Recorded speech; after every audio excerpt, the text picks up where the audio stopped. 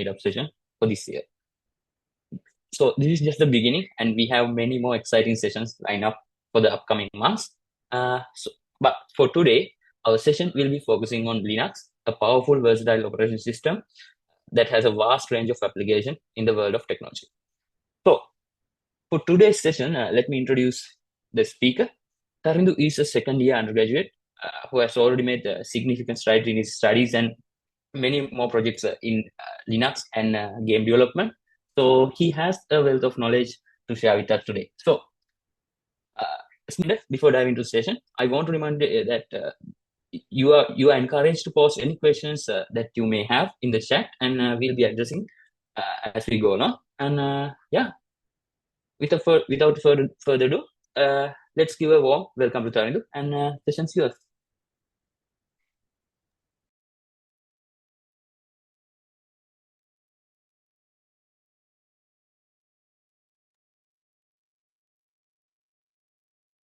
Tarindu, you can, yeah.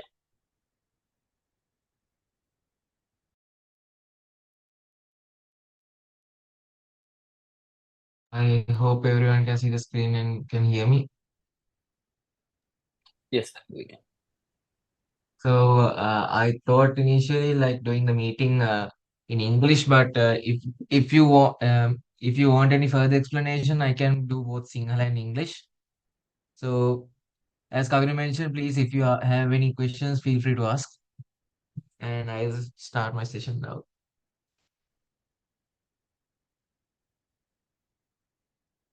So good morning to everyone, and welcome to Introduction to Linux.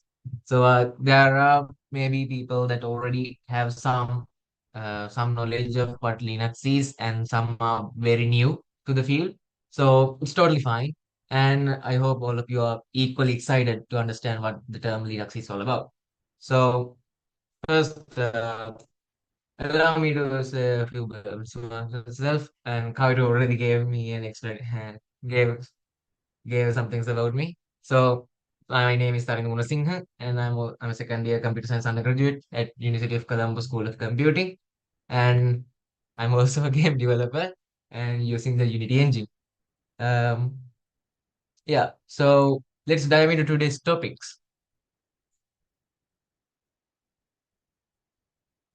So first we will look into Linux fundamentals, and fundamental as in what's the core, what Linux does, what do Linux do, and we'll also talk about some distributions and how to install Linux on your personal computer. And later we will look about what VM versus the WSL. In due course, I will explain what these abbreviations means, and we will compare the differences and benefits. And finally, the first session will be wrapped up on discussing having a demonstration on me showing you how to install your own like a Linux distribution in your device.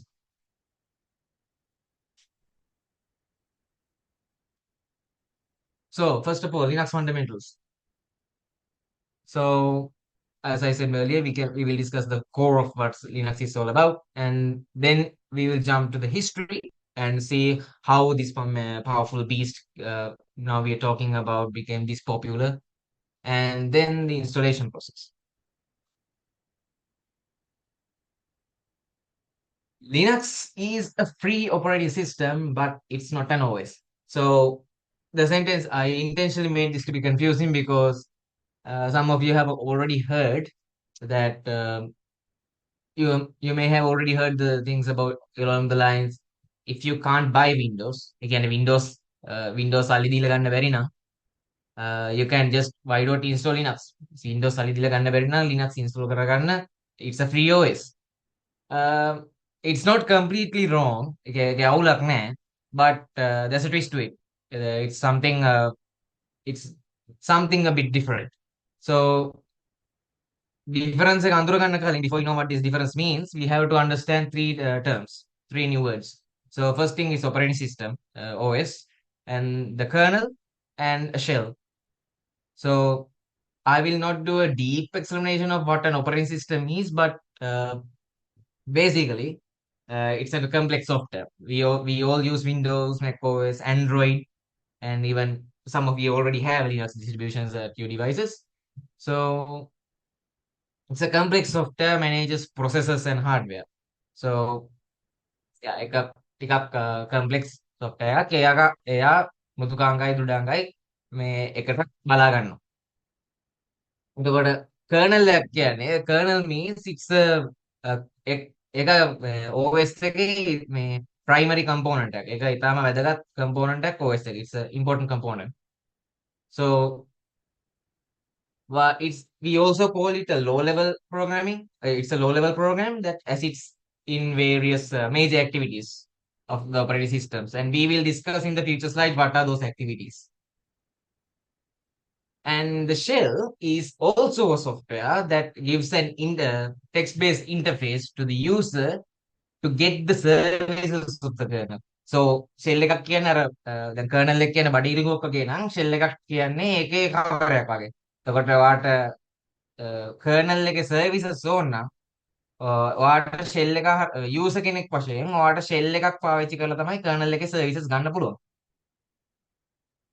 So තාම ප්‍රශ්නෙට උත්තරය ආවේ නැහැ. So why Linux is not an operating system? Because Linux is the term or the name of the kernel. It's not an OS. So being a kernel is doesn't mean it's an OS, and being an OS doesn't mean it itself is the kernel. So kernel එකක් කිව්ව නිසා ඒක OS එකක් වෙන්නෙත් නැහැ. නමුත් OS එකක් ගුණ දෙයකට ඒක kernel එකක් කියලා කියන්නත් බෑ. මොකද OS එකක් කියන්නේ එකක්, kernel එක කියන්නේ OS එකේ කොටසක්.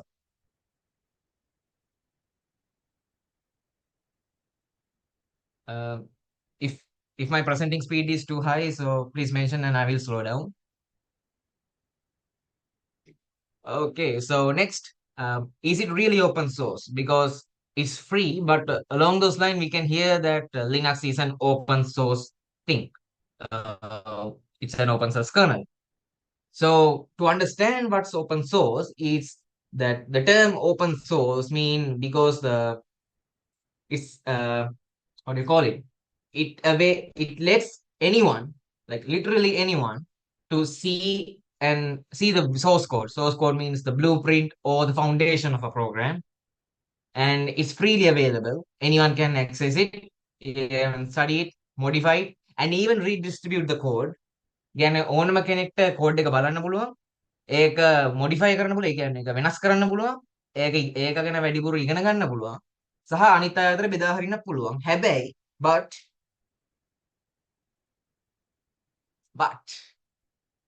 එතන පොඩි term එකක් තියෙනවා. license එක අනුව මේක වෙනස් වෙනවා because you can only redistribute the code under specific open source license. So the famous open source license used in for Linux is the GNU GPL. We call it General Public License. එතකොට Linux redistribution එක වැටෙන්නේ උදාහරණයකට you may already know copyrights. So පොතක් හරි ආටිකල් එකක් හරි ලියනවා නම් එතකොට ඔයාට මේ අර ඒක තමන්ගේ දෙයක් කියලා පිළිගන්න ඔයාට ගන්න නම් කොපිරයිට් එක. එතකොට කොපිරයිට් එක වැඩ කරන්නේ ලයිසන්ස් එකක් විදිහට. කොපිරයිට් ලයිසන්සින් කියලා මේ සමහර ටර්ම් එකක් අහලා තියෙනවා. පේටන්ට්ස් තමන්ගේ නිර්මාණයක් ආරක්ෂා තමන්ට අයිති තියාගන්න පේටන්ට් එකක්. එතකොට ගේම් එකක් හැදුවා නම් එතකොට ගේම් එකට මේ තමන්ට අයිති තියාගෙන intellectual property license එකක් තියෙන්න ඕන. එතකොට similar to that, if you are making an open source system, it's better to name it like it's your creation. තමන්ගේ නිර්මාණයක් කියලා එක සලකන්න. ඒකට අපි දෙනවා මේ license එක. Linux ඒ යටි එයාට තියෙන license එකට කියනවා GNU GPL කියලා. ඒ GPL කියන්නේ General Public License.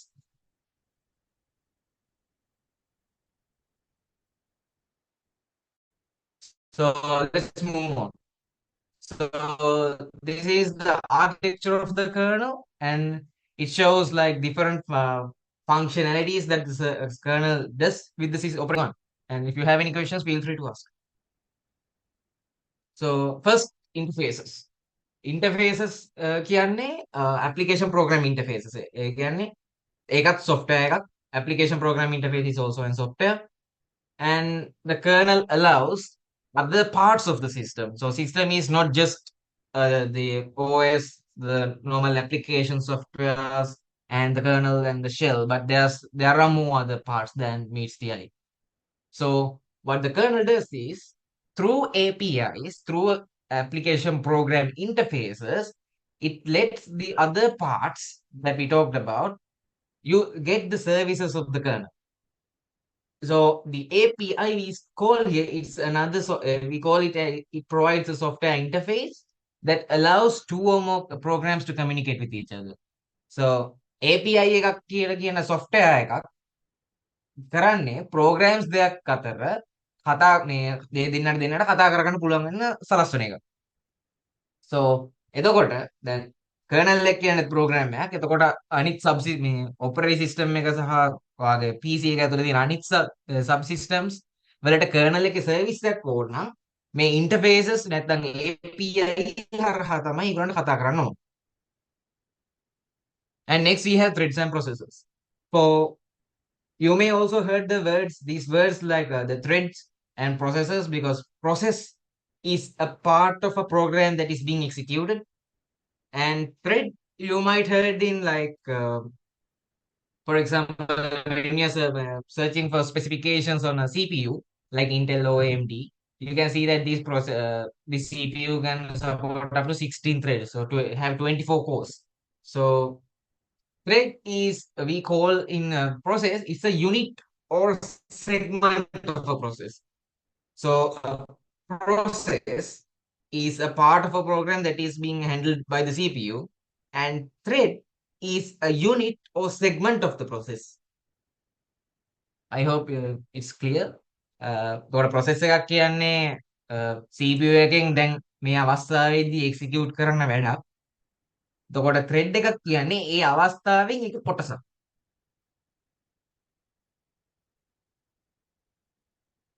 And next we have preemption and scheduling. So the 3 points here, you can see the threads and processes, preemption and scheduling, and the points after these are all interconnected. So they all have a reason to be mentioned here. So preemption and scheduling, it's like a real life example. It's like the application, you may even learn in your early days that you might think like to run a software, you need an OS. බලන්න operating system එකක් නැතුව software එකක් run කරන්න බෑ කියලා. කියන්නේ computer operating system එකක් නැතුව software එකක් run කරන්න බෑ, software එකක් පාවිච්චි කරන්න බෑ. So you learn like for user to use an application software, then the application software will talk to the operating system, and the operating system will talk to the hardware and get the things done. But that's not the reason we use an operating system. අර user කෙනෙක් application software එකකට කතා කරන්න application software එකකින් වැඩක් ගන්න එකට OS එක අතරමැදි වෙන්න ඕනේ hardware පාවිච්චි කරපන්. ඒක මේ ඇත්තටම application software එකක් හදන විදිහ නෝ වෙනස්. But application software එක directly hardware access කරලා යාට වැඩේ කරලා දෙන්න පුළුවන්. But there's a problem. එතන අවුලක් තියෙනවා. මොකද operating system එකේ මේ preemption and scheduling part එක තිබ්බේ නැත්නම් තමයි ලොකුම අවුල වෙන්නේ. මොකද so it's like this. We if think of a long process, and when it get the time when you get the CPU, and if nobody tells the process to end or leave, it will keep on executing in the CPU. Like think of a long like a heavy process, like it has lots of functions and it needs to be repeatedly called. And what it does is we call it processor monopolizing. ඒ කියන්නේ processor එක අත්පත් කරන් ඉන්නවා එයා ගත්තාට පස්සේ. එතකොට එයා දිගටම execute වෙවි තියෙනකොට වෙන process එකකට එයාව මේ CPU එකට එන්න බෑ. මොකද එයා CPU එකේ සම්පූර්ණ processing part එක සම්පූර්ණයෙන් අල්ලන් ඉන්නවා. වෙන අයට දෙන්නෙත් නෑ, තමන් leave වෙන්නෙත් නෑ. So ඒකට තමයි processor monopolizing කියලා කියන්නේ. So OS එකෙන් කරන්නේ දැන් execute වෙන process එකට වඩා higher priority process එකක්. If we call it like if a higher priority process came into the came into the scheduling section, and we need to give it the things they need because it has the higher priority. So we need to hold the current process and let the new process, the higher priority process, take the CPU. For example, think like this. So you're renting a house. So when you're renting a house, there's a landlord who's the actual owner of the house. But for some emergency, the president comes to your house and requests you to leave. So president is a VIP person, and so even if you don't want to, your landlord will kick you out. So think of it like you are a process, and the presidency is a higher priority process, and your landlord is the OS. So and your house is the CPU. So ආගේ ගෙදර CPU එක ඔයා නම් process ඔයා low priority process එක president කියන higher priority process එක ඔයාගේ landlord කියන operating system එක. Because of the feature called preemption කියන feature එක නිසා ලෑන්ඩ්ලෝඩ්ට පුළුවන් ඔයාව CPU එකෙන් එකක් ගෙදරින් අයින් කරලා ඒ අර ප්‍රෙසිඩන්ට් ඕන කාලේ මේ CPU එකෙන් අරන් දෙන්න. එතකොට ප්‍රෙසිඩන්ට් කියනවා නම් මට මේ අ, විනාඩි 5කට ගේ ඕනේ කියලා. එතකොට ලෑන්ඩ්ලෝඩ් ආව අයින් කරලා මේ මේ ප්‍රෙසිඩන්ට්ට දෙනවා එක් මේ විනාඩි ගාන ඉන්න කියලා. So that's what we call preemption because it will interrupt, it will create it will hold the current process and give a chance to execute for a higher priority process. And the term scheduling is like when there's a lot of processors and threads are waiting in line to get into the CPU because a process to get executed, it needs to enter the CPU. So for that, they all have to wait in line. So there are different ways the scheduling can happen, and there are different algorithms. ඒ කියන්නේ එක එක විදි තියෙනවා ඒක scheduling කරන්නේ. අපි හිතමු task scheduling, time management කියලා අපි කියන්නේ. So like that, scheduling is like order of the tasks, order of the processes and threads that will get a time in the CPU to execute. But that doesn't mean it will execute right after they enter the CPU. So සමහර process තියෙනවා එයා එකපාරක් ඇතුළු වෙච්ච ගමන් එකපාරට ඉවර වෙන්නේ. එයාට කීප වතාවක් CPU එකට enter වෙලා exit වෙලා enter වෙලා exit වෙලා එනවා because due to the fact of preemption. So preemption stops processor monopolizing, and that's the feature of that's the feature must have in an OS.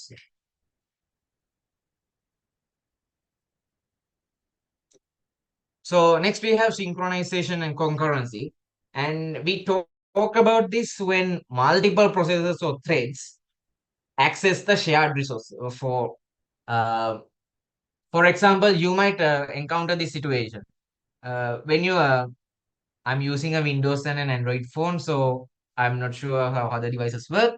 But for example, when you plugged in your phone, and let's say you try to copy a file from your phone memory to your laptop, and then you suddenly remember I have a different video on my another folder, and I have to copy it to my laptop. But when you try to do it, the Windows will gives you an error like this process is busy, its device is busy.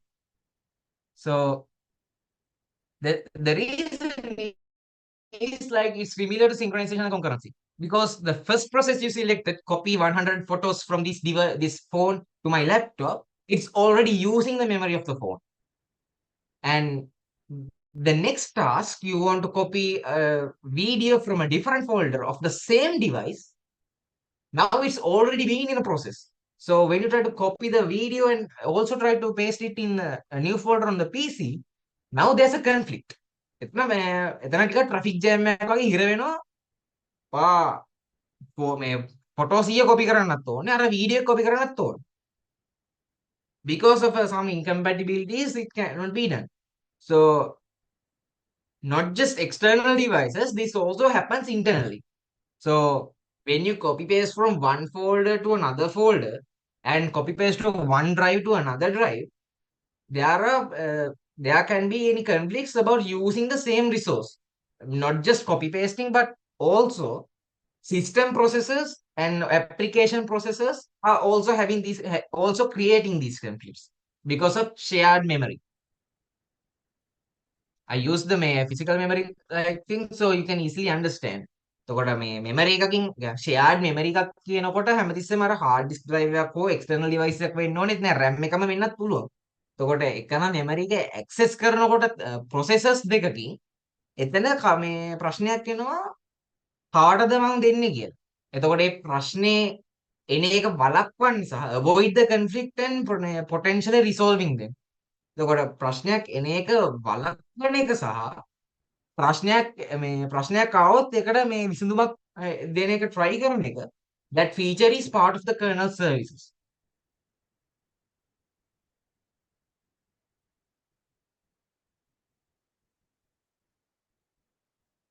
And management. So what management is, it's a hardware devices and sometimes needs to interrupt the seed. For example, each time you click a button in your keyboard and each time you hit a button on your mouse or any, and not you don't it doesn't require user interaction. For example, if you're pressing a key on the keyboard, for every time you press a button, it will generate an event or a signal, and that signal is called an interrupt. So an interrupt is basically telling the CPU to wait, finish me first. So for example, when you're talking with someone, let's say, for example, like me, I'm using this own meeting as an example. I am presenting to you, and one of my friends come around me and taps to my shoulder and said, "Me, Machang, you have this kind of work." So that's an intro. So සිංහලෙන් කිව්වොත් එහෙම මම keyboard එකේ ඕනෑම අවස්ථාවක type කරනකොට press කරන හැම බටන් එකටම ඉන්ටරප්ට් එකක් ජෙනරේට් වෙනවා. ඒ වගේම ඒක අපි මේ රියල් ලයිෆ් සිනරියෝ එකකින් කිව්වොත් එහෙම මම ඔයගලන්ට කතා කරගෙන ඉන්නකොට පිටිපස්සෙන් කවුරුත් මට මේ උරසලාට්ටු කරලා කියනවා මේ මචං මෙහෙම වැඩක් කරන්න තියෙනවා කියලා. So that part the part ඒ කියන්නේ මේ කට්ටු කරන part එක තමයි සිග්නල් එකක් හරි ඉවෙන්ට් එකක් හරි කියන්නේ. So it's telling you this device is signaling you that it has work to done and CPU will handle it. The handling part is the part we call interrupt management. So, in other words, and even programs, not the hardware part, but even the programs also interrupt signals to the CPU, and the kernel is responsible for managing them and effective handling them. And next we have memory management.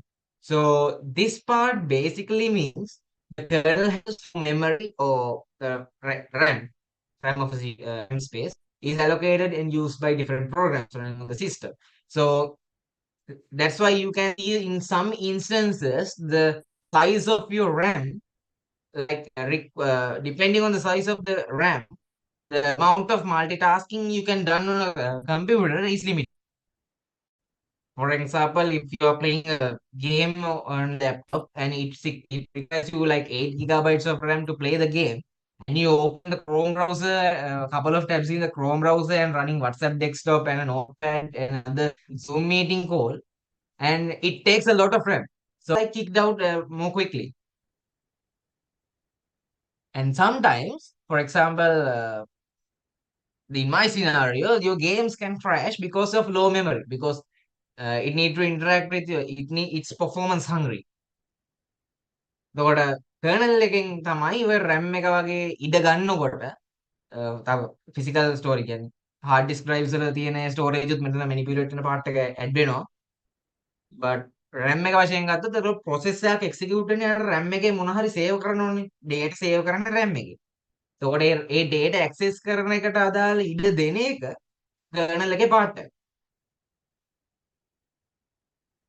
And I'm not 100% sure about what this point means, but I assume it means the Linux kernel can run on variety of hardware architectures, like including different types of processors. And because the fact that the Linux kernel is so powerful that it can run on wide range of devices, from personal computers to supercomputers. And up next, we have supported devices like the kernel needs device drivers. You can probably heard it now. Now the term is almost dying. Like everything is plug and play, and because when you plugged in a new device, it will instantly install the respective device drivers, and the kernel required these device drivers to communicate with the device. එතකොට දැන් plug and play කියන feature එක නිසා දැන් ඒත් මේ අර ගොඩක් අර device drivers කතා වෙන්නේ error එකක් ආවම විතරක් වගේ level එක තමයි තියෙන්නේ. එතකොට ඉස්සරම නම් මේ සමහරවල්ලාට මේ device එක ගහලා පස්සේ වෙනම drive එක install කරගන්න. එතකොට plug and play වගේ කියන්නේ device drive එකක් ඕනේ මොකද kernel එක operating system එකට ඒ device එකත් එක්ක කතා කරන්න. එතකොට mouse එක උනත් keyboard එකකට උනත් මේ USB hub එකකට උනත් device drive එකක් generate වෙනවා. ඒ device එක manage කරලා. එතකොට kernel uses these device drivers to communicate with them. And next we have the security. The kernel security means that it's protect the system from unauthorized access and malicious attacks. It's a normal security system. So in the next section, the live patching is finally it refers that the kernel, the Linux kernel, can be patched while patched means like healing, self-healing like thing, while the system is running, and it can fix bugs or update its own functionalities without reboot. The reason why I'm highlighting without reboot because Windows requires you to reboot. So every time you update Windows, it requires you to like click the restart. And one thing I learned is that where uh, sometimes you will think that shut like you will recommend someone like restart your PC. Then you restart your PC, and the problem isn't solved yet. So then you said, dude, just shut down the PC for a couple of minutes and then turn it on. That's a different thing when it's come to Windows, I think 7 onwards or Windows 8 onwards or even 10 onwards. Because Windows have a fast reboot system. The fast reboot means if you shut down and turn it on, Windows will already save a small cache to quickly start the system processes. So you don't have to wait long to get into the login screen. The reason Windows specifically says to reboot is that's the only option to refresh its kernel. So when a Windows update is came and it's asking you to reboot, and because it needs the refresh the kernel to make it new. So if there's any security patches that requires you to restart, that's probably because it will enhance the kernel security system. The Windows වල අපි හැමෝටම කාට හරි කියන්න පුළුවන් මචං ඕක ෂට් down කරලා ඔන් කරන්න කියලා. නමුත් ෂට් ඩවුන් කරලා ඔන් කරන එකෙන් වෙන්නේ ඔයා ඇත්තටම Windows ට කියනවා මම දැන් මේක ෂට් ඩවුන් කරනවා.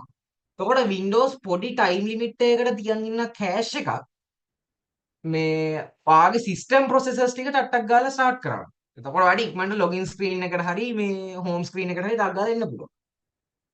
රීබූට් එකක් කිව්වහම එතනින් තමයි කර්නල් එක රිෆ්‍රෙෂ් කරන්නේ.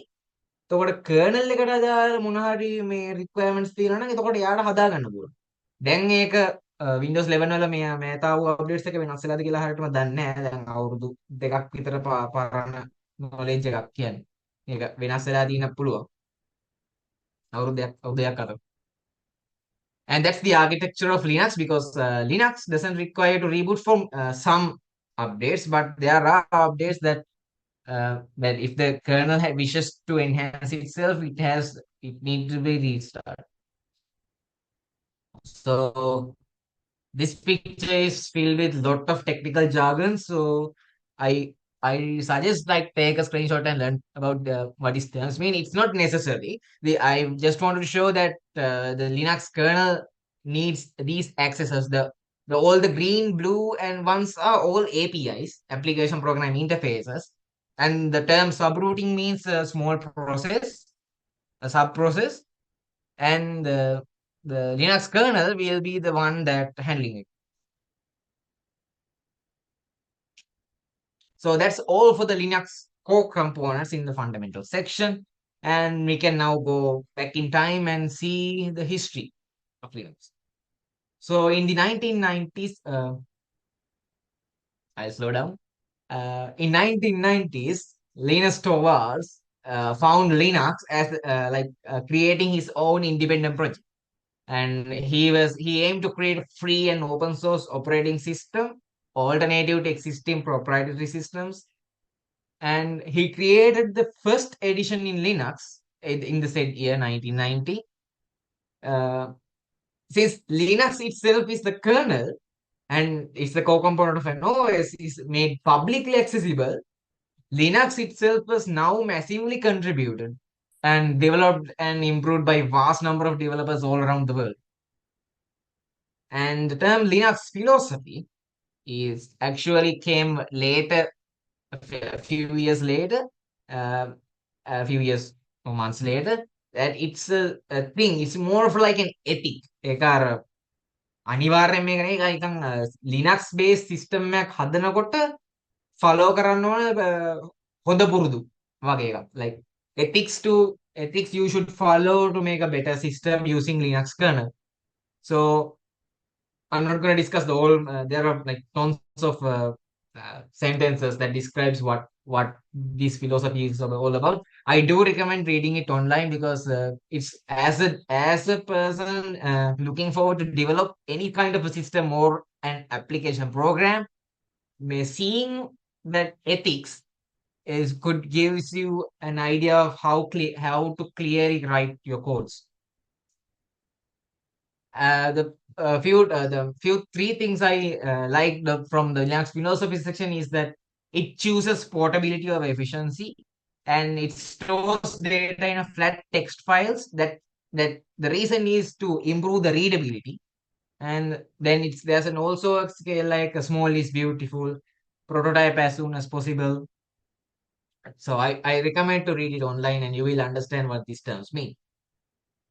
And finally, now GNU is not Linux, not Unix is actually a fun thing. It's like GNU project started by I think Richard Stallman, aimed to create a completely free and open source OS. So the reason the GNU is not Unix made is because the operating system it looks very similar to Unix. Unix is also a super famous operating system, and it wasn't actually it's Linux is very similar to Unix, but it's never derived from Unix. So Linux කොච්චර Unix වගේ පේනුණා ඒක Unix එකට කොහෙත්ම සම්බන්ධ නැති විදිහකට තමයි develop වෙලා තියෙන්නේ. Because Linux followed an open source approach. The GNU is a recursive acronym because if you even in the sentence GNU not Linux, when you take the first letters of each word, you can get GNU. So that's why it's so every time you pronounce the abbreviation in full form, you will also create another abbreviation. So it's something fun that they came up with. And these are some memorable events in the history of Linux from 1990s and up to 2022. So I will briefly explain like few things. Just I will be reading the image itself. So in 1991, Linux were made publicly announced, and it was registered in later year. It was registered under GPL. We talked about it, General Public License. We previously talked about, and Tux. I hope it's called Tux, not Tux. So Tux was picked as the Linux mascot. It's like for Windows having literally Windows as their logo, and Linux has their own mascot called Tux. It's a penguin. And later in the years in 2004, Ubuntu was created. That's one of the most famous Linux-based distributions that's available. And in 2016, WSL is here. And by 2017, Linux now powers top 500 supercomputers around the world. So that's how powerful Linux is. All thanks to its being open source and developers contributing and increase its efficiency and make it even more powerful than it is now. And of this distribution, because the ones ending with BSD are Unix based ones and they are not from the Linux kernel. And the ones like Arch Linux, Ubuntu, OpenSUSE, Scientific, Slackware and Debian are very old. Like you can see in the previous image, it was released in 1993.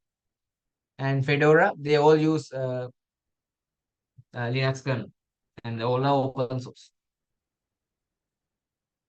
And jumping back to present, and the one question remains now: is it just that's it? Like so, Linux kernel's whole purpose is to make a random operating system that is free to download and use, uh, or is there more to it? Well, because that is not just it, because Linux powering there are all kinds of servers, network devices, and also helps in for digital forensic investigations.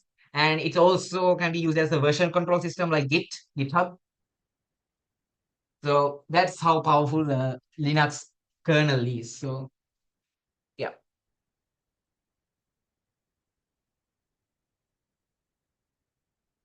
and these are some distributions of Linux, and you can see that from the previous slide.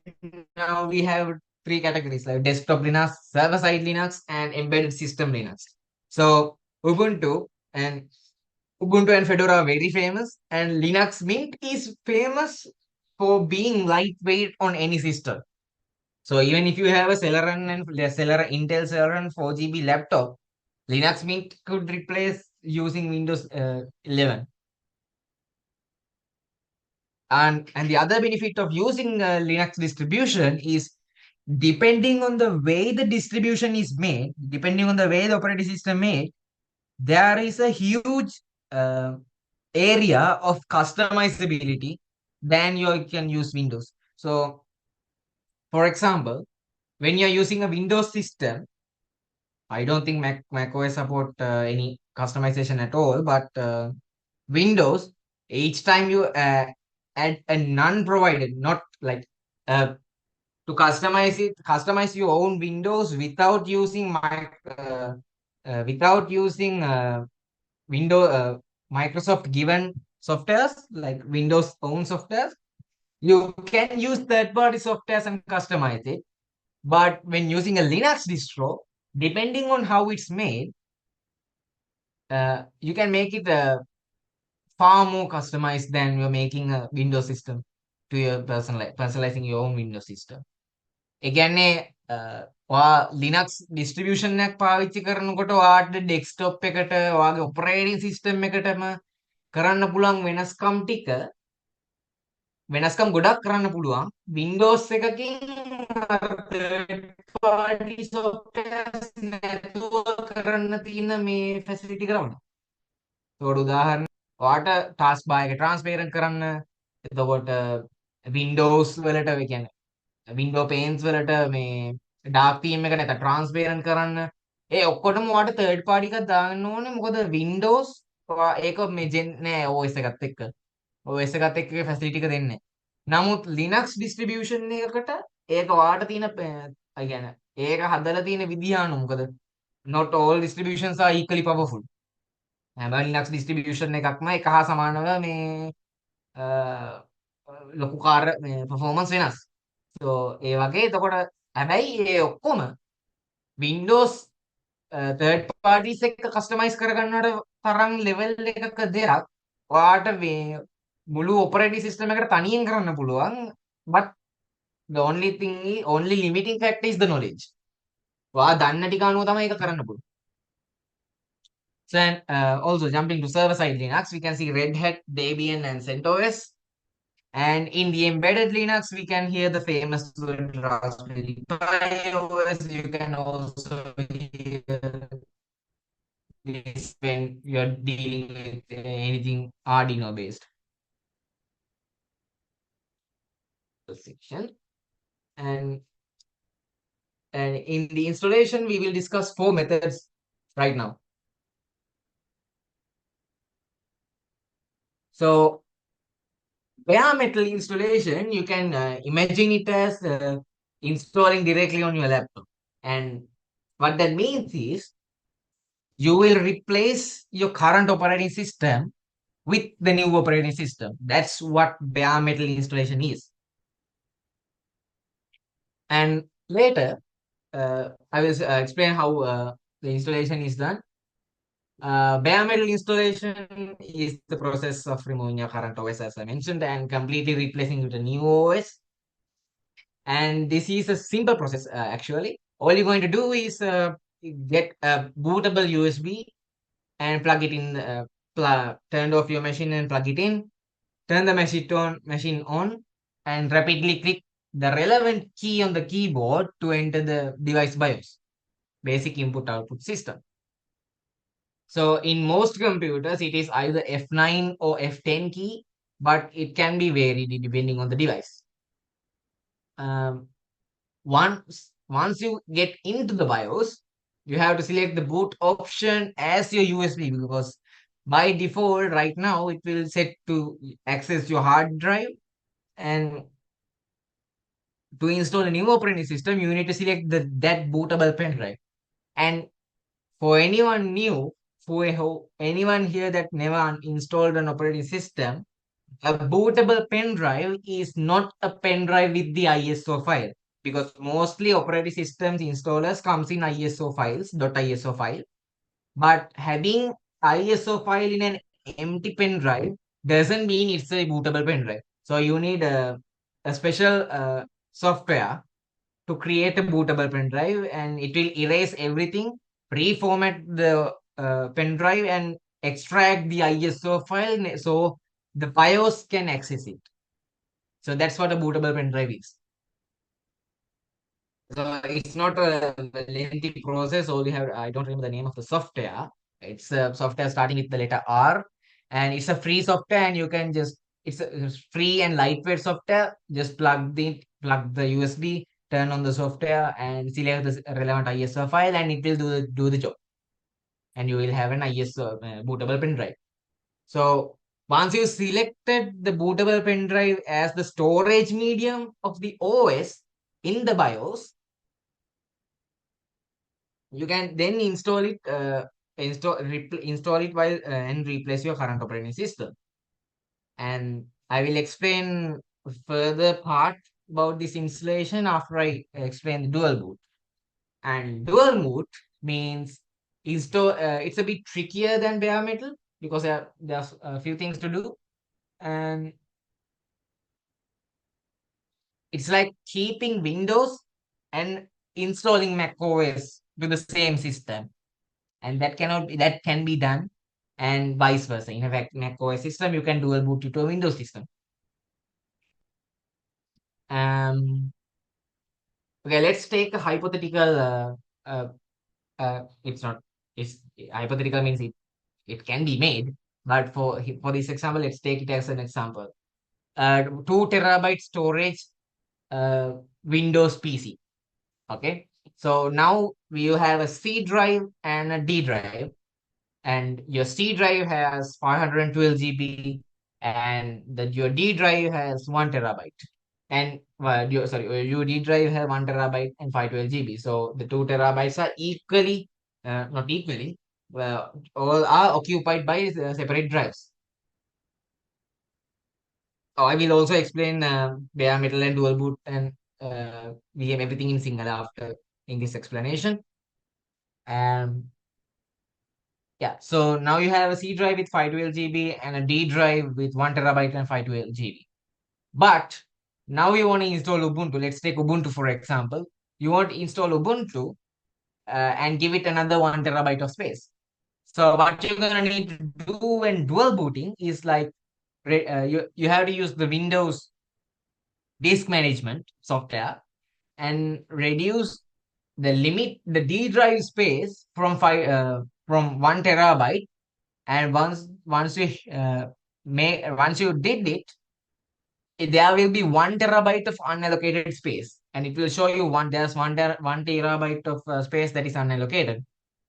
And you now you want to now you all you have to do is follow the bare metal instructions and select the one, and during the installation, not the bio part, not in the bio part, but during the installation, uh, you can use the installation software to select use this 1 terabyte of unallocated space.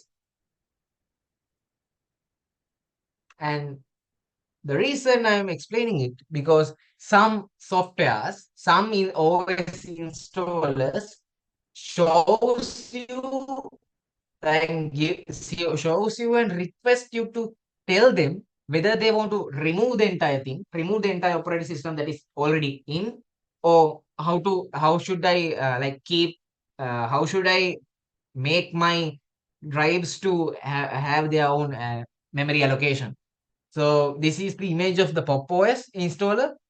And when you're installing Pop OS, during the installation, it will ask you, I need three separate drives, and these are the names of my drives. And I want you to allocate me how much memory should I have for these drives. And for example, let's say there's C, D, E drives. And for me, how much memory are you allocating for my C drive? How much memory you are allocating for my D drive and E drive? And if you already selected like you need 256 gigabytes each, and it will show that remaining memory is unallocated, and either Windows or Ubuntu, or in this case Pop OS, can allocate that unallocated space anytime.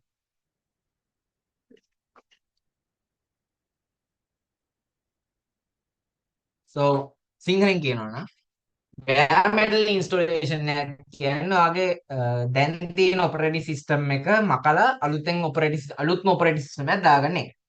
ඒකට තියෙන process එක තමයි ඔයා bootable pen drive එකක් හදාගන්න ඕනේ. bootable pen drive එකක් කියන්නේ නිකන් අර his pen drive එකට ISO file එකක් දාපු එකක් නෙමෙයි. ISO file එකක් කියන එක extract කරලා තමයි bootable pen drive එකට දාගන්නේ.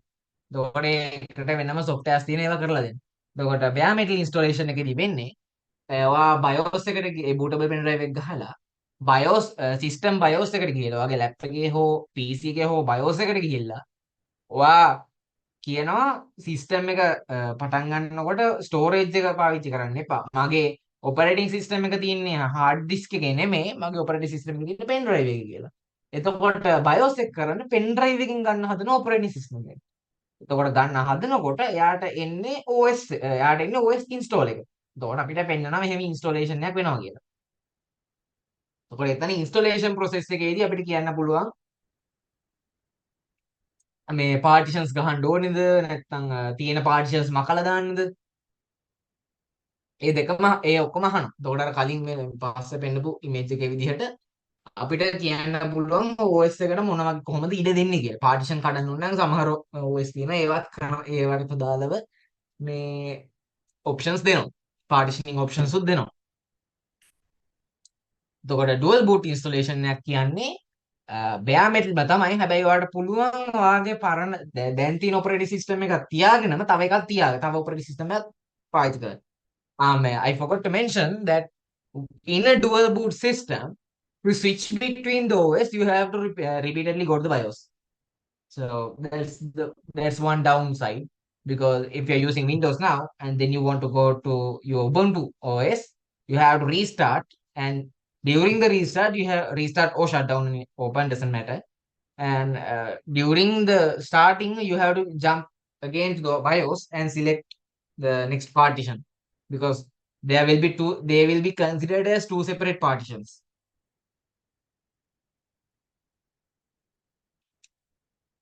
And finally, we have the VM versus WSL. And the reason I jumped to this section is that VM is what we call a virtual machine, and WSL is Windows subsystem for Linux. So what's the difference between these two? මොකද මේ දෙකේ වෙනස? Virtual machine එකයි Windows subsystem for Linux එකයි. So virtual machine, it is a machine, but it's a complete software. ඒක ඇත්තටම එතන machine එකක් වගේ වැඩ කරනවා. RAM එකක් තියෙනවා, CPU එකක් තියෙනවා, it has a it has its own storage, but it's actually a software. And the next point is it's there but alone and secured means while you're using Windows or Mac OS and you have a virtual machine there, that software is already within your current operating system. Like like in the previous image, you can see that there's the deepest screen showing Windows, and the next and within Windows there's Ubuntu, and within Ubuntu there's Mac OS. So that's kind of like a virtual machine within a virtual machine like thing. So the reason secured is explained in the next window in point. Speed is a famous YouTube influencer and a streamer, and one of his streams showed he installing a virus and corrupting his entire operating system.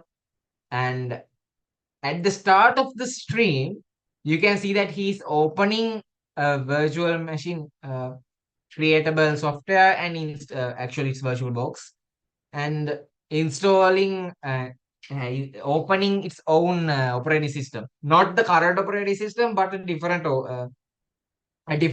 starting a different virtual machine.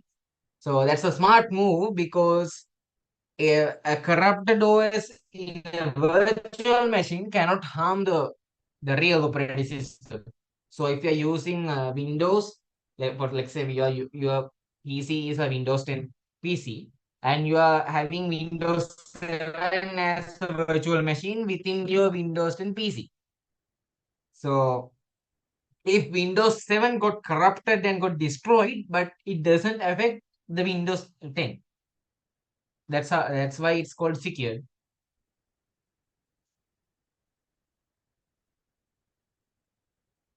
And because of this the ability to create virtual machines, it's not just a single operating system. Now while having full control over your current OS, you can still use another OS and it's fully functional depending on the way you set up your virtual machine.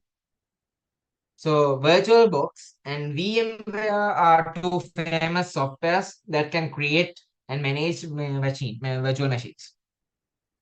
සිංහලෙන් කියනවා නම් virtual machine එකක් කියන්නේ ඒක ඇත්තටම software එකක්. ඒක අල්ලන්න කරන්න බෑ.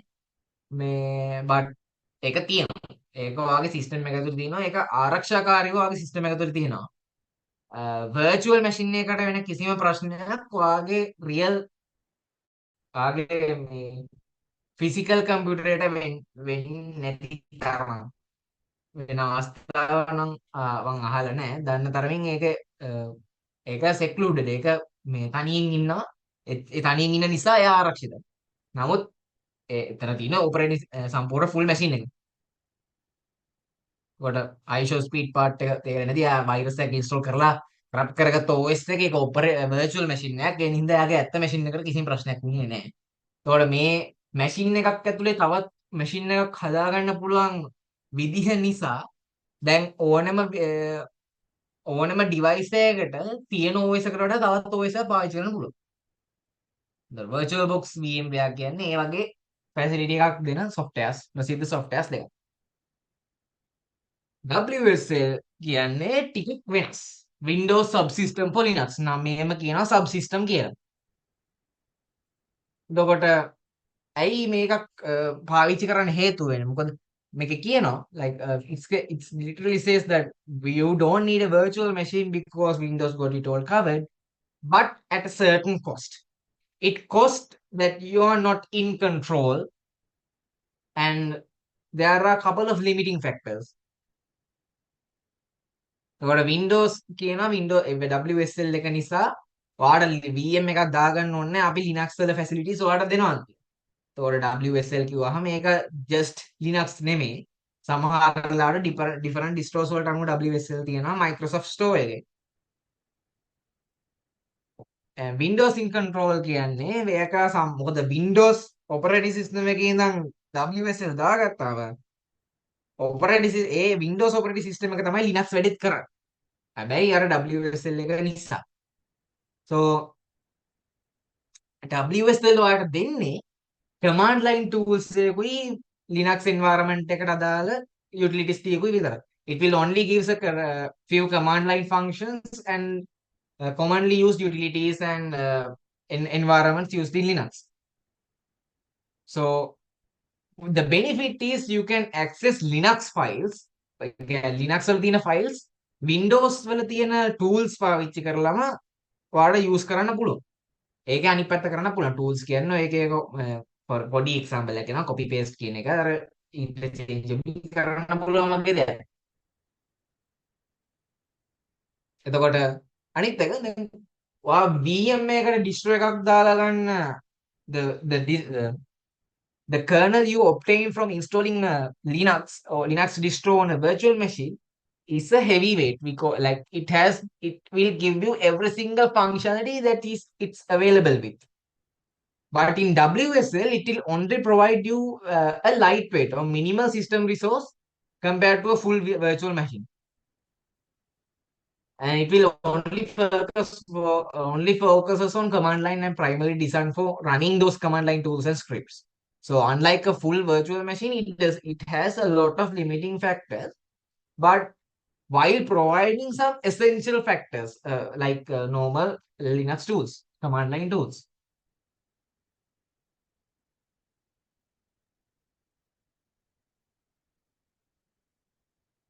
So that's concluded the VM and WSL, the VM versus WSL section. And finally, we can jump to a demonstration. So during the demonstration, I'm going to show you installing Ubuntu. We are using Ubuntu and installing Ubuntu on a virtual machine. So give me a couple of minutes to set up.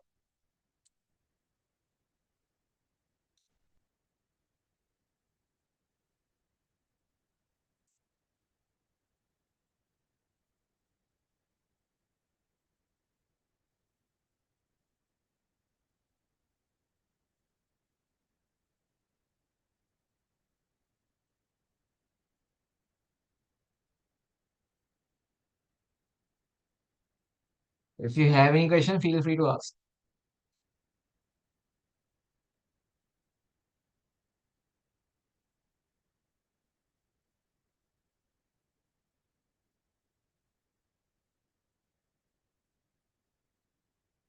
The screen is visible.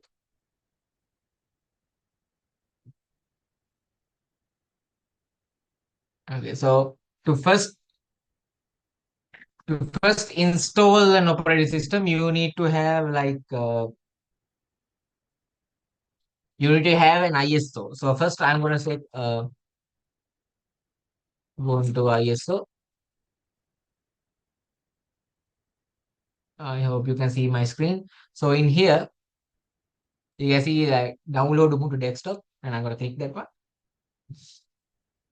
This is the official Ubuntu distribution website, and some distributions like anyone can download. Anyone can use the Linux download and access the Linux kernel to make their own distro. So some distro builders, developer groups, upload their ISO files to a Git page or a GitHub repository. And some of them, those famous ones, have their own dedicated websites. So if you want to try something new, you can watch YouTube videos and other blogs posting sites to see which operating system is which Linux distribution operating system that best meets your needs.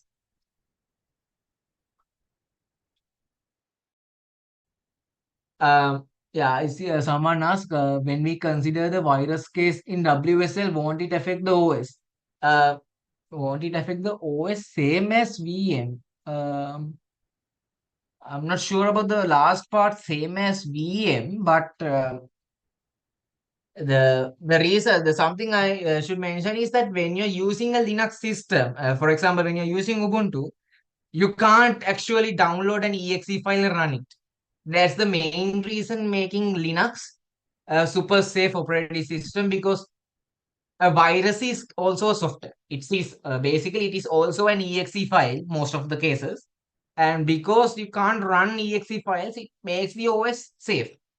The only way Linux system to get a virus is because of its users. Because you need to access the terminal or the shell and request a path. Like for example, in the next session, you will see installing a software called Vim. And for that, you need to mention which package, and you will also learn these terms in the next session. Uh, it's like which parent or which website. For example, I will make it simple, like which website you are requesting to download which software. So Ubuntu and Ubuntu like famous operating systems have now have their own Play Store like feature, Microsoft Store like feature. So you can trust it and download the software because they're telling you that they verify this installation. But when you're using the terminal, that's the only way you can install the software. So if you and you have to type it word by word. So if you're typing the command and entering and installs a virus, that's not your fault because there's no because exe files cannot be run by default on a Linux system. The reason WSL can be virus case is because Windows is not secure like Linux.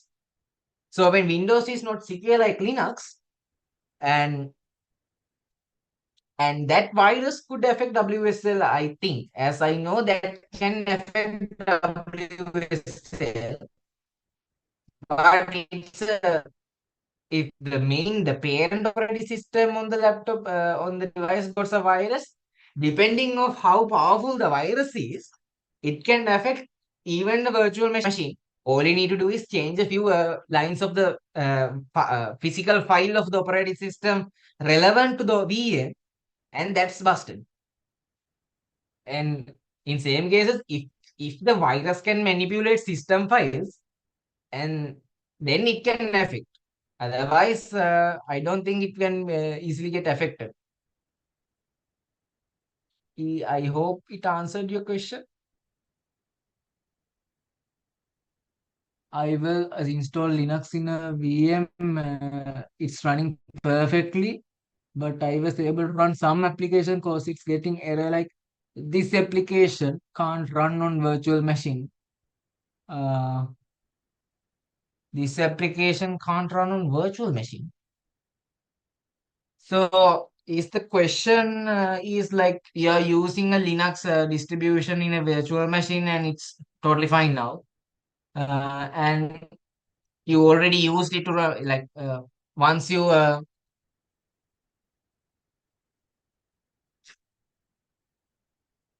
like use a certain another application, is it within the VM? Like in your like let's just say you installed Ubuntu and using it, then you open a couple of files like uh, and you work it's totally worked fine, but then now when you try to open a new application, it's giving you an error like this. Mm. So when you try to run Need for Speed in a virtual machine, it will giving the error. It can't run on a virtual machine.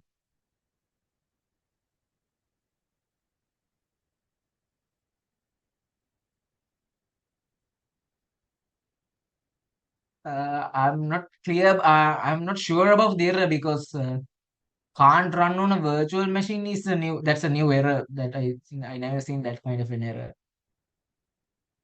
Can't run on a virtual machine. Um,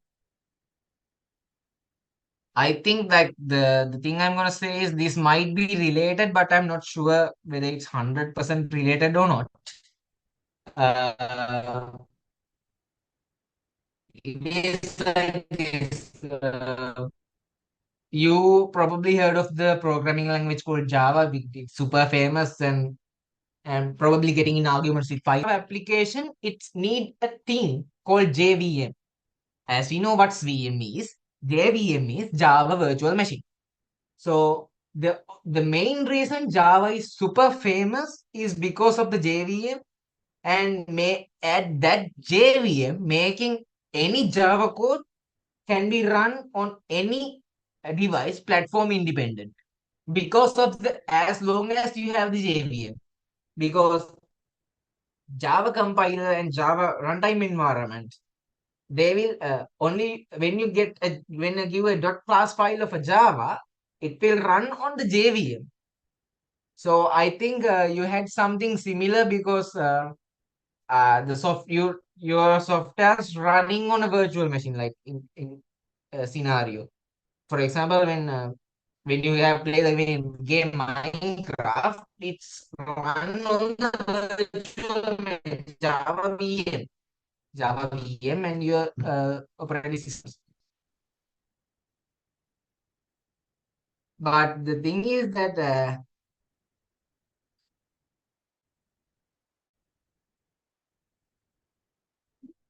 usually the application that are running on a virtual machine won't find a difference whether it's an yeah. I hope everyone can see the message. Uh,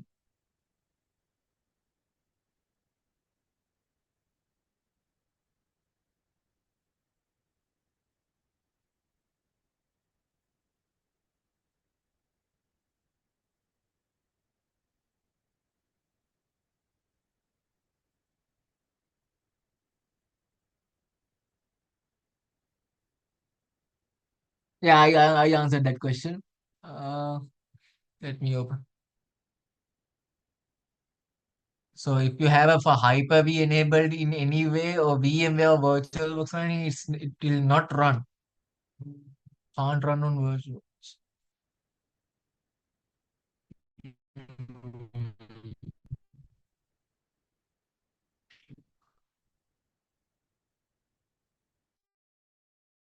Application cannot run under a virtual machine. I will try to look into I will try to look into this question. Like, it's completely new to me.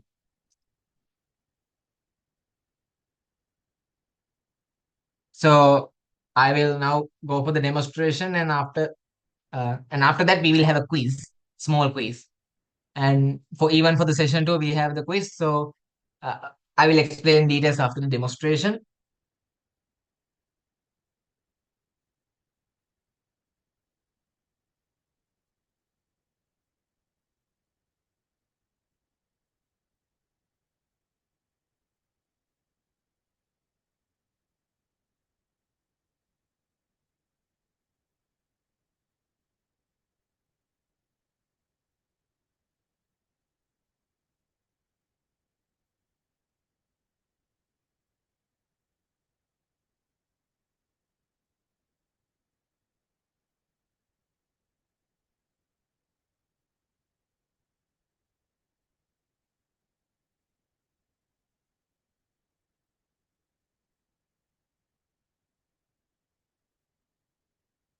Okay, so in this page, you can see that download Ubuntu desktop.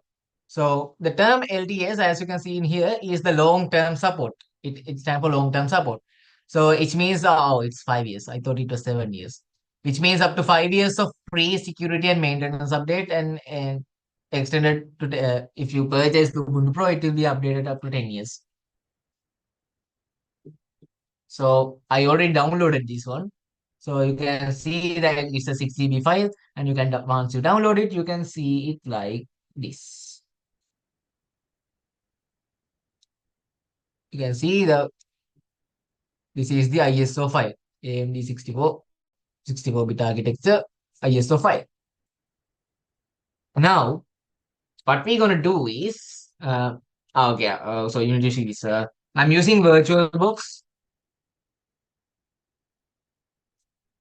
So if you want to install VirtualBox, you can just and see get into this website. And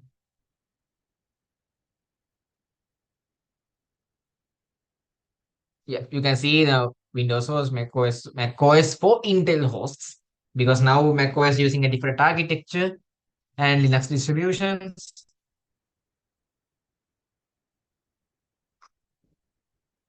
You can see, okay, I think it's trying to download. No, no, no.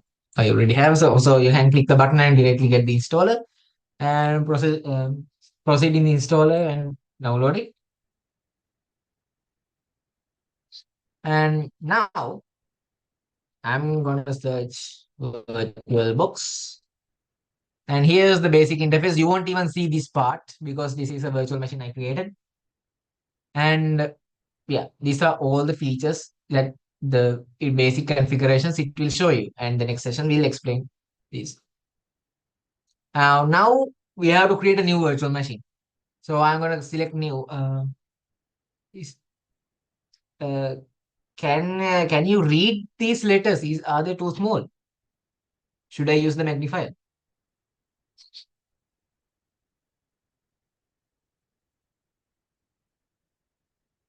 Uh, nice. Now I'm going to click this blue button. It's saying new, and I'm going to create a new virtual machine. Now it will giving me the prompt. Uh, Virtual machine name and operating system. So I'm going to name it like let's name it ACM storage. This folder means where you going to store your operating system. So I'm going to select other. So there virtual box my VMs and oh, this is my old VM. I'm going to delete it. So I'm gonna make a new ACMU. I'm gonna select this folder and it's asking me to select the ISO image. Oh, it's all have the cache. So detected it shows now. It detected the OS type is Ubuntu 64-bit. This OS type can be installed unattendedly. This install will start after this wizard is closed. Okay, sounds good. And we are not experts, so we are not jumping to export mode. And we are clicking next. So now they are asking me a couple of things. Host name, I'm going to say it's Linux U. Sorry, I will just say it ACM. And but username is vbox user. Yes, I will just put it ACM. And let's see the password. Change me. Let's put the password ACM123. It's a mismatch ACM123. And yeah, we are not gonna do any guest sessions. We are not gonna click the installing background process.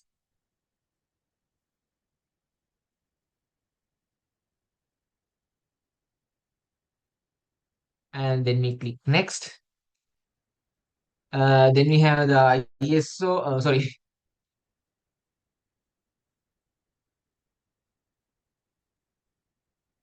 base memory. This is the RAM, and I'm gonna give it 2 GB RAM. And processors. This is I think this means CPU counts, core counts. So let's do the default one. So the default one is let's just keep things as it is.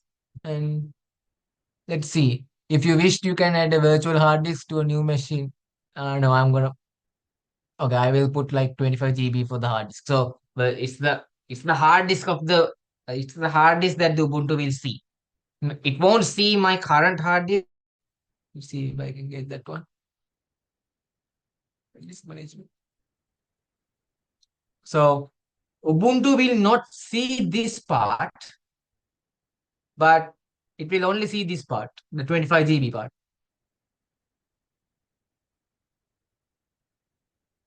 And now this is a summary. So you can see the machine name is Ubuntu, uh, and is ACM, product key, there's no product key. And there's a base memory of 2 GB RAM, and there's only one processor, and the disk size is 25 GB. So I'm gonna say click finish. And now you can see it already created the virtual machine, and oh, it's starting up. The virtual machine is starting up. And here we are. The virtual machine started. So now we are in the the Ubuntu installer. Wait a second.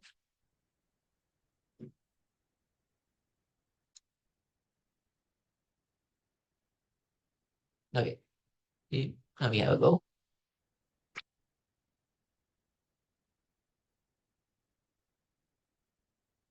I hope you can see my mouse cursor here. Now, when I reach the screen, it will disappear because that screen is a separate OS installer, and most OS installer doesn't support mouse interactions.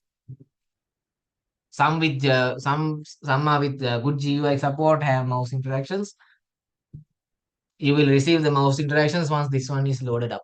So since it has only 2 GB RAM, it can only use 2 GB RAM at max. So that's why it takes this much time. So now we got the cursor.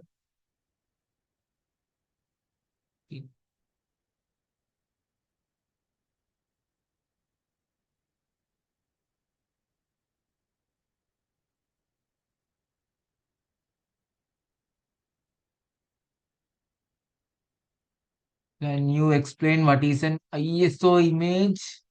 Why is it named as an image? Mm, well, let's say it's like this. We call it as a disk image. It contains like I in the early days you install an operating system using a disk. I hope like yeah, there are always installer disks, so CDs or DVDs or Blu-rays. So in order to capture the entire structure of the disk, including the file system, the folders, and all the files. So I think the capturing part is the one that created the name image.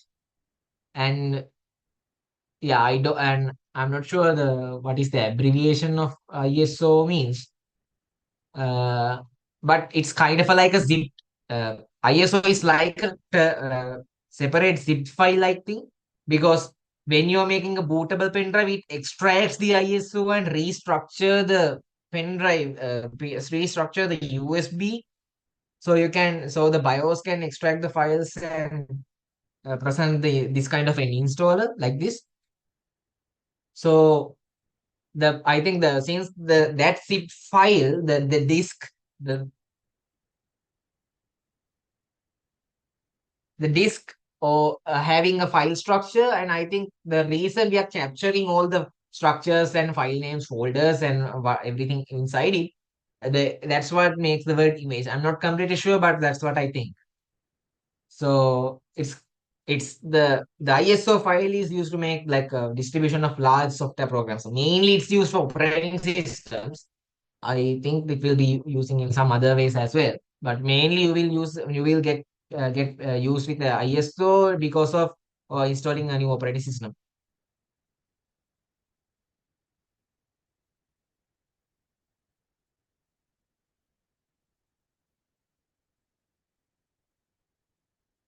Okay, back to installation. And you can see, I I still don't understand why that you may already know that in Windows and Mac OS, when you click Windows tab or when you pinch your keypad, that all the windows will be small, compacted and minimized to show what kind of windows you open. But I didn't understand why the installer just. That's the fun part. Like the Ubuntu installer by default letting you try Ubuntu first. It's telling you, giving you an interface to try out your the Linux distribution, then install. So the Pop OS does that. And I think there's a new OS called Tuxedo OS. It's not completely new, but it's also a Linux-based system, Tuxedo OS, and it also giving you like an interface of the real operating system and interact with it. But you can't completely use it, but you can interact with it and click some system applications and use them. And then later you can, if you get satisfied, you can install it. If you are dissatisfied, you can just remove it. So we don't have any disabilities. We are assuming, and you can test the keyboard. You can, so it's fucking fine.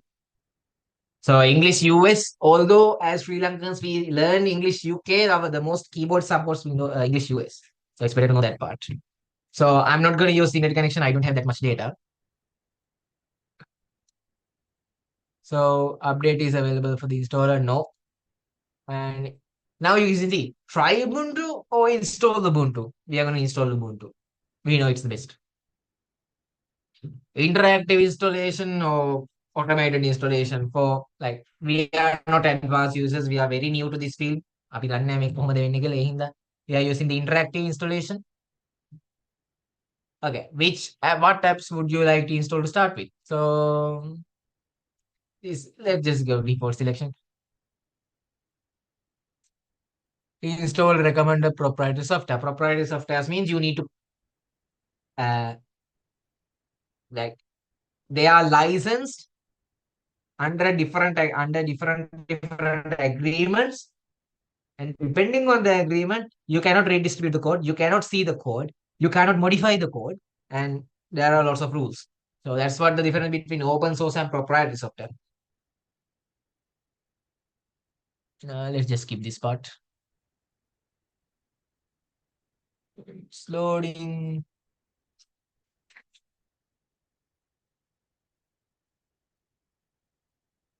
Okay, how do you want to install Ubuntu? So now remember that a virtual machine is isolated. Okay, it won't see my entire 512 GB of space. It will only see the 25 GB of space. So in case if this entire thing erased my window, this meeting will be closed and I will leave, and that kind of thing can happen. But we know what a virtual machine is.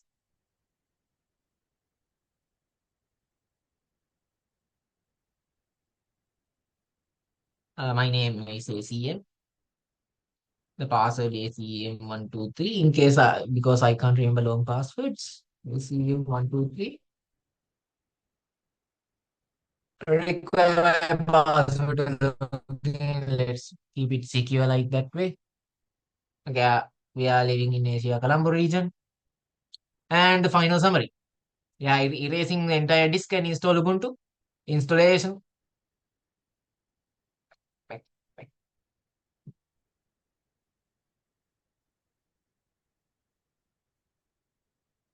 We don't gonna try the experimental features. For advanced, you customize the disk setups. Then you go next. And now you can see the partitioning area. Now you can say make a new partition table or undo it and separate it. Okay, it's having an extra 1 GB. I don't know why. It's got an extra almost 2 GB of extra space. So anyway, so this is the partitioning, manual partitioning method that I mentioned in the bare metal and dual installations. But we are going to read this entirely. And yeah, back to the summary. And yeah, you can see the first part, the partitions will be created automatically since we are erasing the entire thing. And its first one is SDA1 and second one SDA2, formatted at extended 4, used for the slash means the root.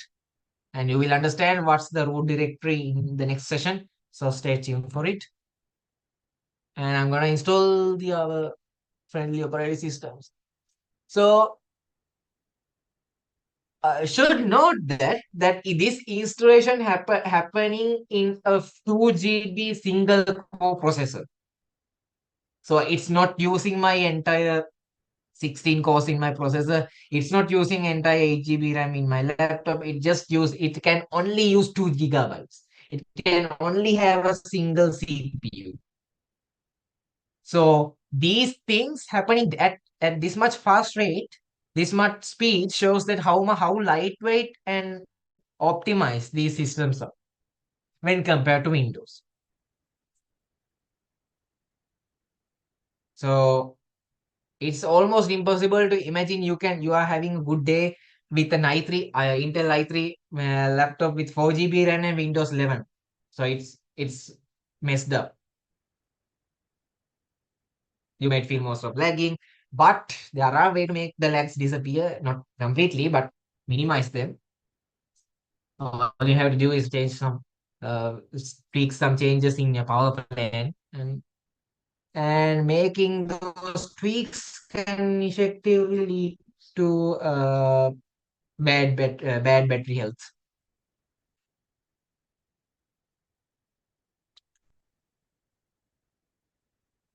So let's just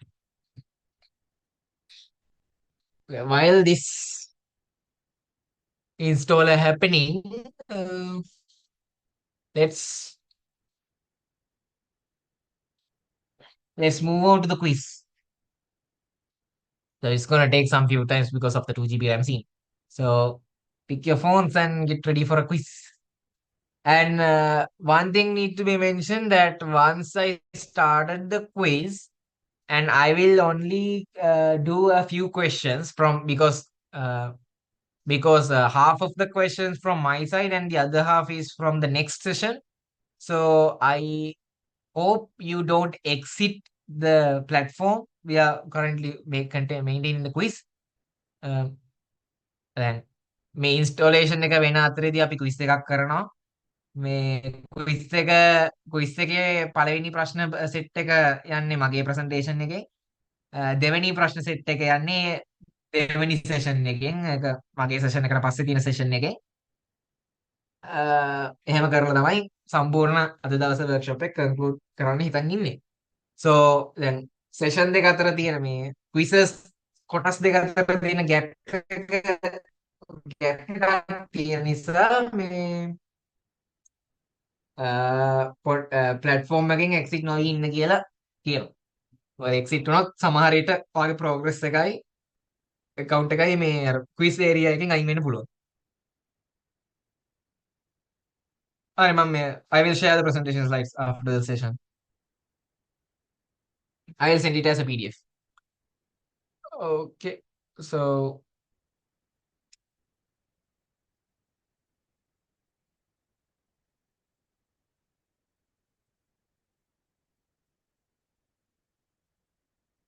give me a few seconds.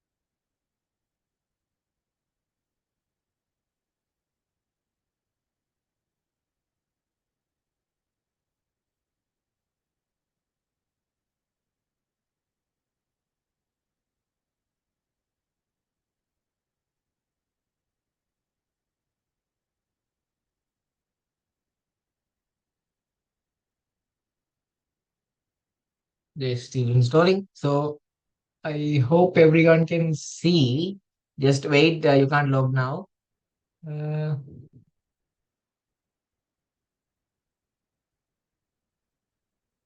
okay, now you can. So scan your QR code, or you can just go to the menti.com and enter the code. There will be a place to enter the code, and you can type 71468719. Yeah, hit the like button and heart button and show your attendance.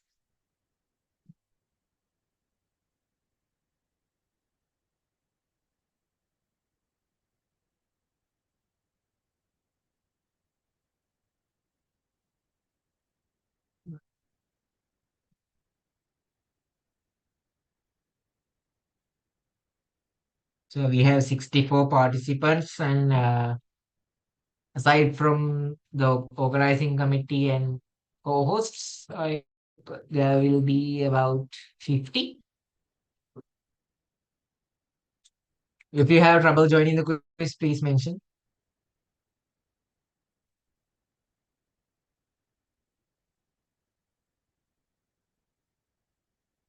History mentioned about things like refer about Linux kernel.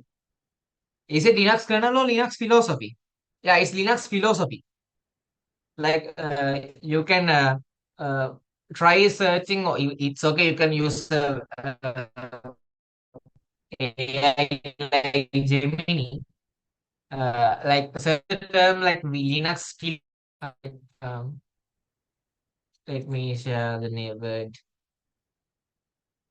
Linux philosophy. So the Linux philosophy is a set of ethics that shows like a set of ethics to follow when writing a Linux-based kernel. Sorry, Linux-based distribution or any other software. Okay, let's move on.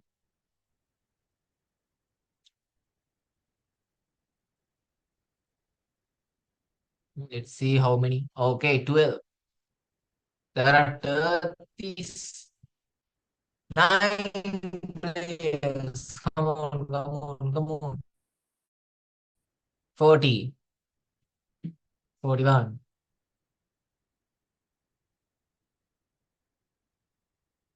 So I'll start at 10:45. It's 3 seconds left. Okay, okay, players are still joining. Okay, wait.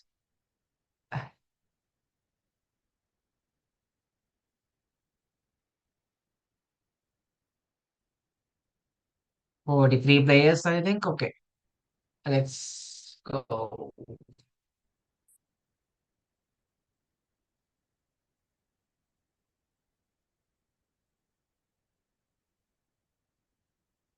Okay,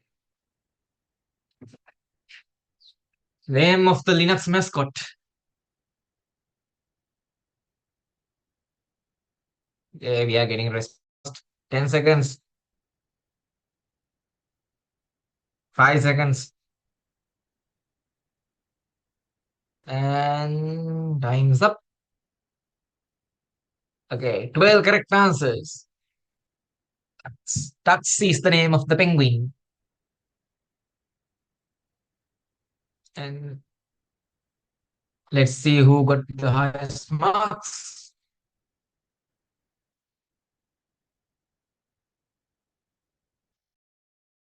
All right. Trivia was the fastest to gain 954 points.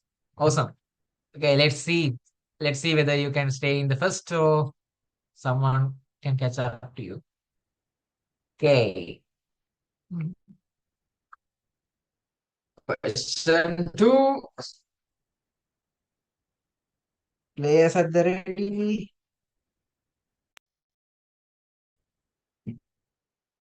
First to more points. Who created Linux?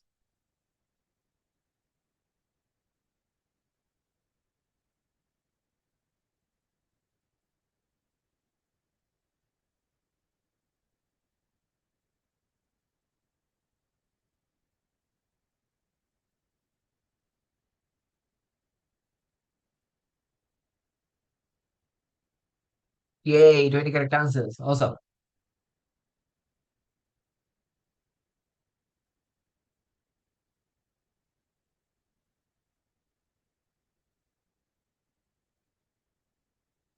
Okay, then we do the lead now. All right. Next question. Let's see how many are. Okay.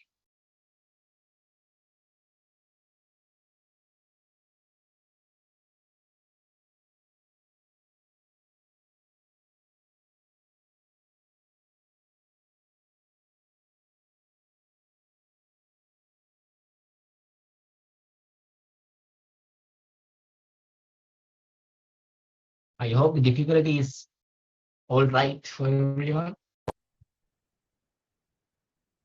I sometimes gave hints like giving bold words, bold letters.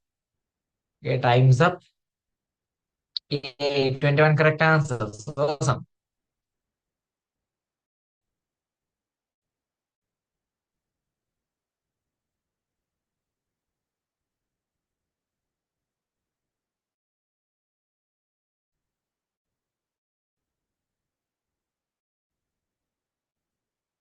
I'll show it myself.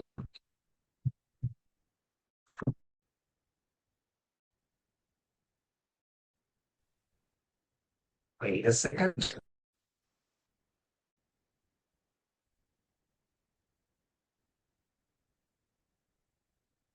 Another top players was again changed. Things are getting heated up.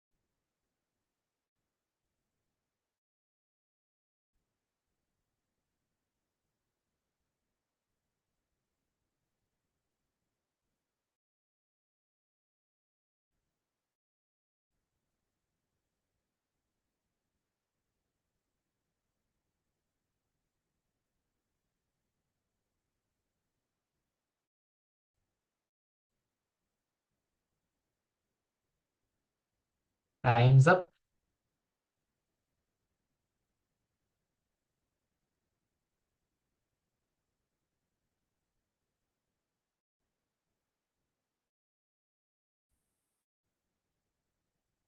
Okay, so yes, what on my end, I guess.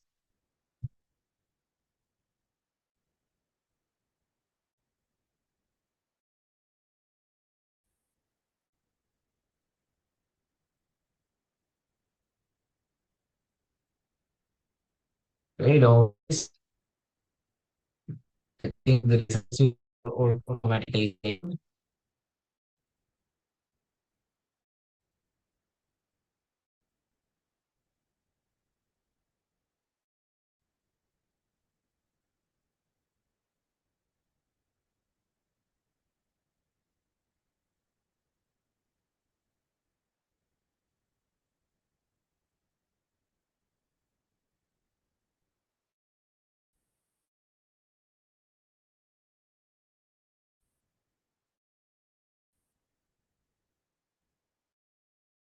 Okay,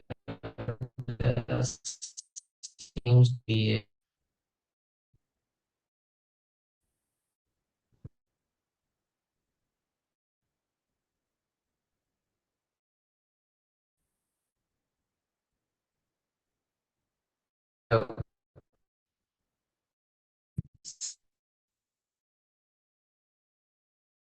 the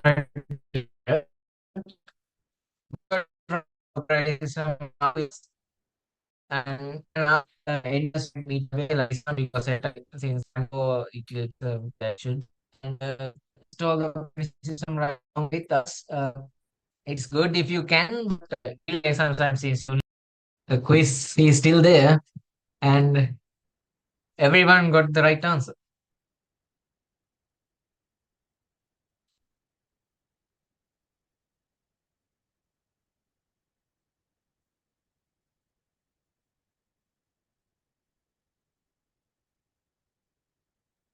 All right.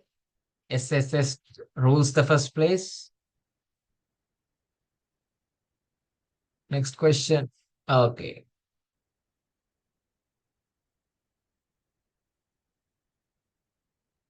Did everyone leave?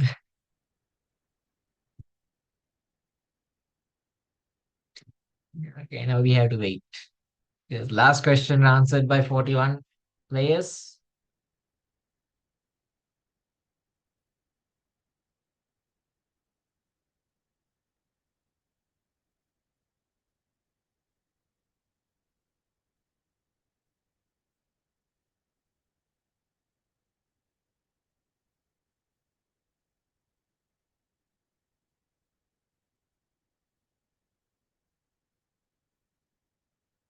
I think this one or one after this one is my last question.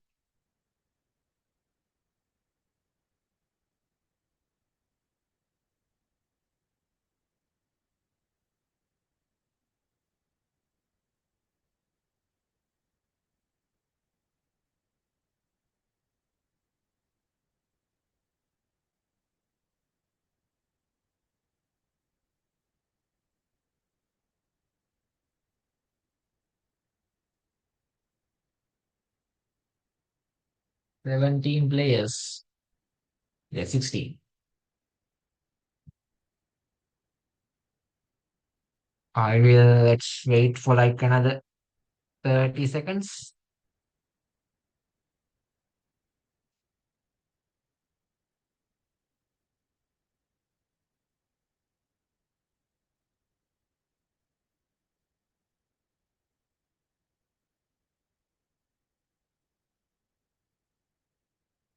We have 19 players.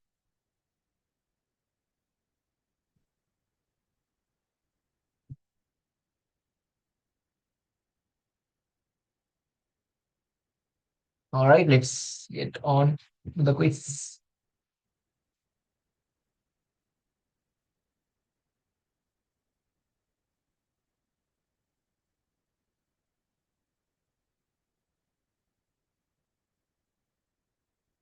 I think this one is the last question.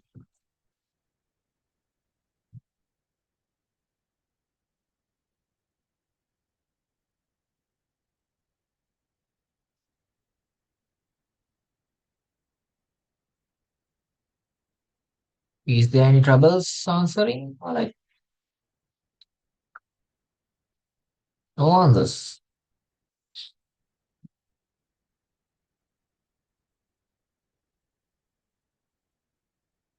Nothing will be changed in the scores.